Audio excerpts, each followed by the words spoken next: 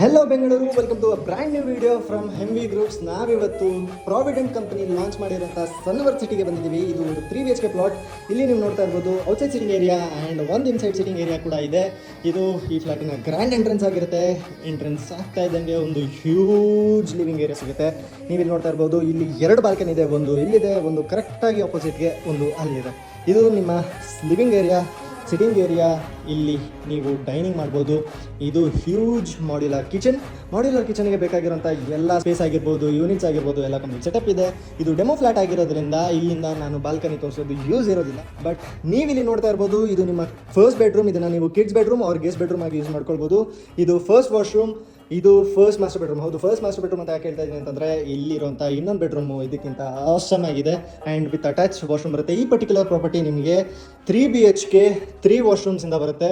And ನೀವು ಇಲ್ಲಿ ನೋಡ್ತಾ ಇರ್ಬೋದು, ಇಲ್ಲಿ ನಮ್ಮ ದೇವ್ರ ಮನೆ ಇದೆ, puja room, temple, anything what you call. ಇದು master bedroom, double XL master bedroom ಅಂತಲೇ ಹೇಳ್ಬೋದು. ನೀವು ಇಲ್ಲಿ ನೋಡ್ತಾ ಇರ್ಬೋದು ಎಷ್ಟು ಹ್ಯೂಜ್ ಆಗಿದೆ ಈ ಬೆಡ್ಡಿಂಗ್ ಏರಿಯಾನೇ.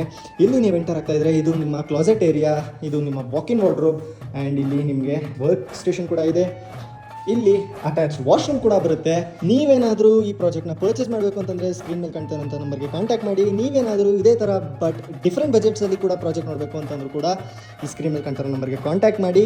ನೀವು ಯಾವುದೇ ರೀತಿಯ ಪ್ರಾಪರ್ಟಿ ರಿಲೇಟೆಡ್ ಕ್ವೈರೀಸ್ಗೆ ನಮಗೆ ಕಾಂಟ್ಯಾಕ್ಟ್ ಮಾಡ್ಬೋದು.